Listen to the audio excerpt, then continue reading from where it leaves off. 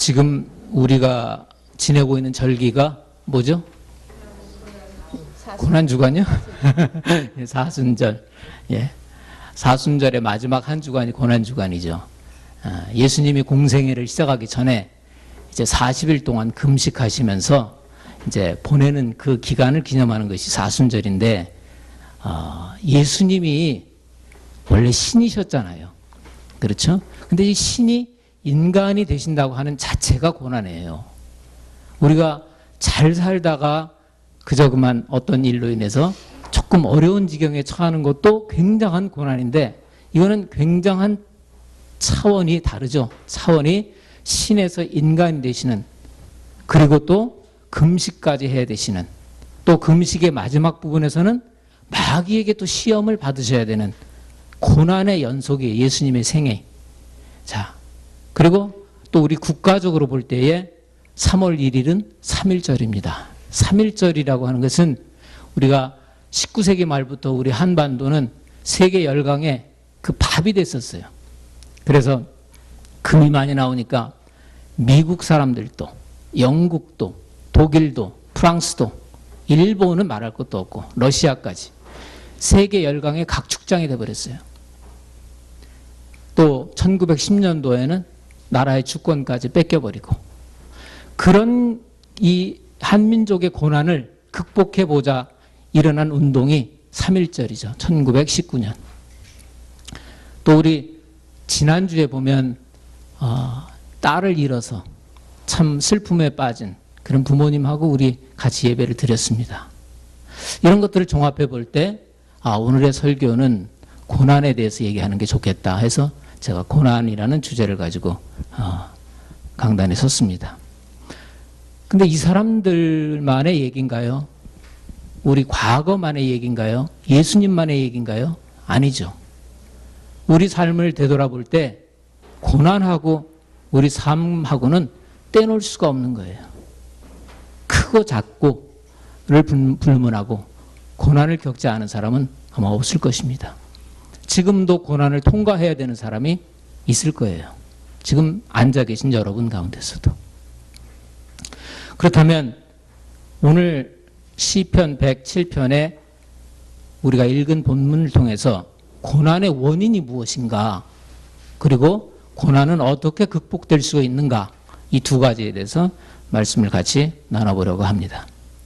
우선 11절, 우리 다 같이 성경을 닫지 마시고요. 11절 한 목소리로 다시 한번 읽어보겠습니다. 시작.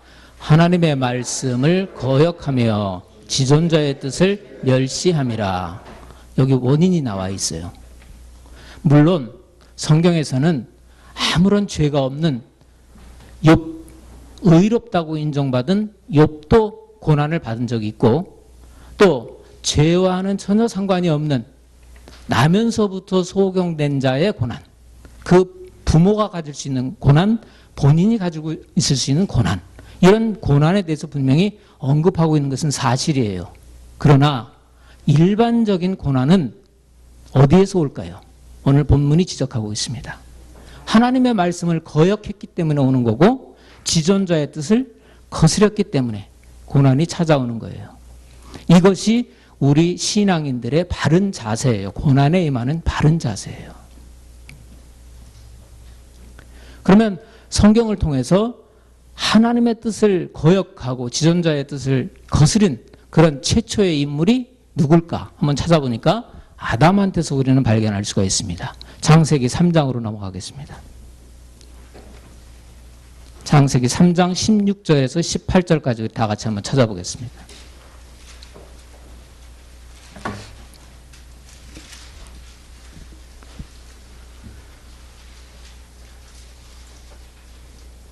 여기에는 아담의 모든 기사를 다 읽을 수는 없고, 아담이 하나님의 명령을 거역했기 때문에, 거스렸기 때문에 찾아온 결과가 나와 있습니다. 하와한테는 어떤 결과가 나타났습니까? 잉태하는 고통. 아담한테는 땀 흘려 수고해야 됩니다. 언제까지? 종신토록, 죽을 때까지. 또 있는데요. 또 한번 찾아보세요. 또 있어요. 예. 여자는 남편을 사모하지만 남편은 여자를 어떻게 하를 다스릴 것이다. 근데 어떤 번역에는요, 우리가 가지고 있는 원래 성경의 원본은 지금 다 사라졌죠. 사본만이 이렇게 있는데 어떤 사본에는 이렇게 돼 있어요. 여자가 남편을 다스리려고 하지만 남편이 여자의 마스터가 될 거다라는 사본도 있어요. 그래서 지금 하나님 말씀을 어겼더니 어떤 결과가 나오냐면 여자는 해산의 고통이 더 심해. 남자는 종신토록 땀을 흘려야 돼요. 수고해야 돼요. 그 육신의 고통이 따를 뿐만 아니라 부부 사이에 애정 전선에 갈등이 생기고 말아요. 그렇죠? 다스리려고 하는, 서로가 지배하려고 하는 이런 결과가 생기는 것입니다. 오늘날 세상 사람들의 고난, 나라와 나라 사이의 고난이 서로 다스리려고 하는 데서 있지 않습니까? 가만히 평화롭게 그냥 그 나라가 잘 살 수 있도록 내버려 두는 것이 아니라 힘을 가진 국가가 힘이 없는 국가를 다스리려고 하기 때문에 전쟁이 일어나고 인류는 고난 속에 쌓이는 거 아닙니까? 성경이 벌써 얘기하고 있어요. 두 번째 인물을 찾아보면 다윗의 예를 들을 수 있을 것 같아요. 다윗은 남의 아내를 탐내가지고 우리아의 아내를 탐내서 데리고 와서 간음죄를 범합니다. 그 결과 어떻게 돼요? 그 둘 사이에서 난 아이가 죽죠. 아주 고통 가운데 빠집니다. 또 한 사람 찾아볼까요? 요나를 한번 보면 알 수 있을 것 같아요. 하나님은 이스라엘만 구원하려고 하셨던 것이 아닌데 이방인까지도 구원하려고 하셨는데 요나가 말을 듣지 않아요. 말하자면 니느웨라고 하는 성은 한국으로 얘기하면 일본과 같은 그런 나라죠. 아수르.